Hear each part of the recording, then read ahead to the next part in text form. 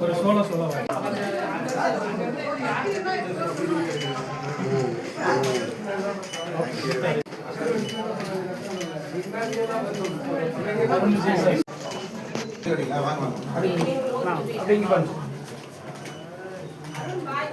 வாடா வர வருஷம்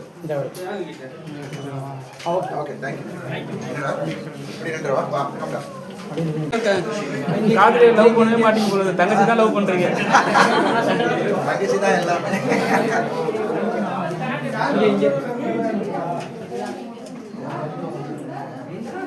சோள சோளவா எடுத்துக்கலாமா? ஒரு சோள சோளவா